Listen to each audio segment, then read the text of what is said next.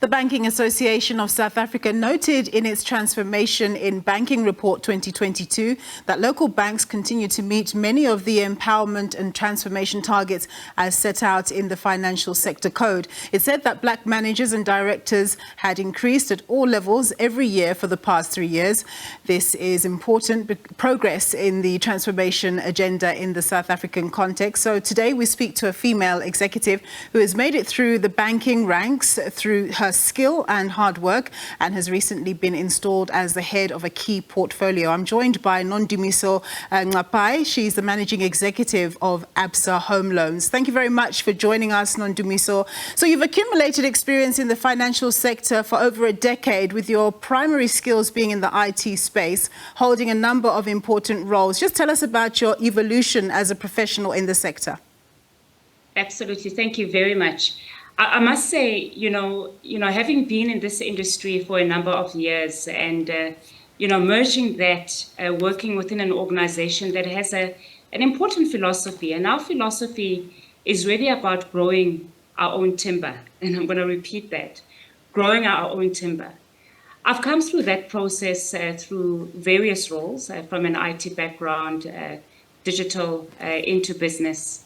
I spent 8 years in the mortgage business, understanding various aspects of a mortgage business to where I am today as managing exec of the business. I think that's the first important aspect.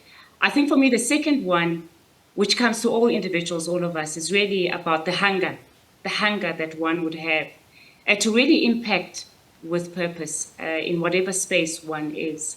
And I think, for many of us sitting where we are in the business, we fundamentally understand the purpose, and our purpose is very clear within the business to really house the nation and shape the industry in a meaningful way. And I've always said it. I've always said that wherever you are, it's a reflection of my journey. Is wherever you are, you give it your best shot. Absolutely. And when you do it well, an opportunity comes. Magic happens. Magic happens. So, Nondumiso, I want to ask you, we know the past of disadvantage for black people, what with the post-apartheid legacies. How important do you think that it's been that there's been a formal agenda of transformation in the financial sector? Absolutely critical. We fundamentally understand the role that we have to play as an organization to address the imbalances that are there, but also to address them in the right way and at the heart, to bring about the much needed change that we need to see in the country. But I also think it's beyond that. It's also a mindset that allows us to impact in our own spaces, but also to impact as a bank, as an organization in the communities in which we operate. And the type of decisions we take, I think, goes beyond just roles and portfolios. It goes into the decisions that impact the very consumer that sits in the SA economy. And we constantly think about how to make the right decisions that have the right impact to really get those consumers that couldn't participate in the economy to participate. And that, for me, is transformation. The last angle for me is also really about the diversity of views that you bring as an organization when we talk transformation. So it's been very critical. Yeah. It's top of mind. It's key. It's much needed. Yeah, no, I agree with you that it's not just about positions, but it's about the ripple effect right through the community and society. So coming to the issue of the consumer, of course, in August, you took up the post, becoming the head of home loans at Absa. I know it's early days, but what sort of trends are you seeing in home loans? Is there still an increase in the uptake of home loans in this high interest rate environment? And for your existing customers, are they managing, given the fact that we're all having to cope with a higher cost of living? And we are hearing anecdotal evidence or stories about first-time buyers who were buying at really good interest rates last year struggling. What's your observation? Our observations, and it is expected for the cycle that we're in, what we're seeing is obviously a shift in the type of consumer. And you would know that when interest rates were coming down, that gave significant opportunity to first-time buyers.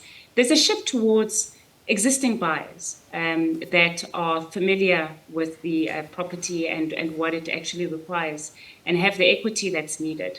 That's the first point. I think the second one, you're absolutely right. We are seeing the expected strain as interest rates rise in particular segments of the market. And you would expect that, first-time buyers that came in when interest rates were low would then obviously face some sort of strain during this time. I think third for us, what's interesting is the decline in prepayments. So what we mean by prepayments is those consumers that pay more than their normal contractual and monthly installment. We're seeing that decline.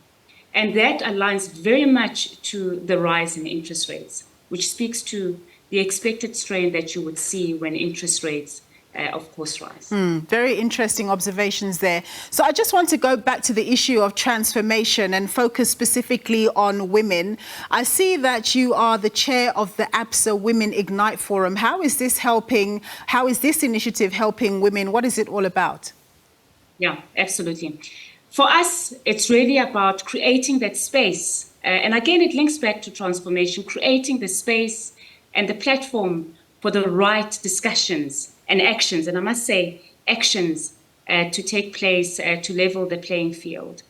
I think the second thing that as we sit as a forum and as a team is really about long-term impact and not the short-term quick actions, but to think deeply around what it means for women to lead in organizations, but also what it means for women to be retained in organizations, and what it means to bring up women through the leadership pipeline. Because what you don't want to see is bring up women through the leadership pipeline, and then at some point they disappear, right? So it's making sure we have those robust discussions that help us to build the right environment and space for women to grow and thrive with the support of many in the organization, even men that are there to support the growth of women in this organization and many organizations. Yeah. So, Nondumiso, on a more practical note, of course, many people had welcomed the working from home phenomenon, especially women, who are trying to, especially at your kind of level, who are trying to juggle, big responsibilities at work and juggle raising a family and all of that.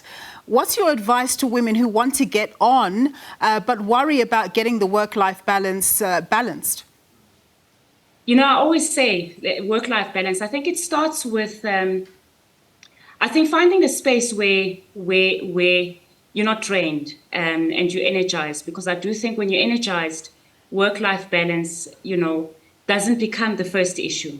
I think the second one, what COVID has done, has brought about that significant change into how we work. And the hybrid way of work is a value proposition. And I think it does empower many to then almost achieve that balance in the right way. And the practicalities is simply that instead of being stuck in traffic, you've got that space and time to focus on other things.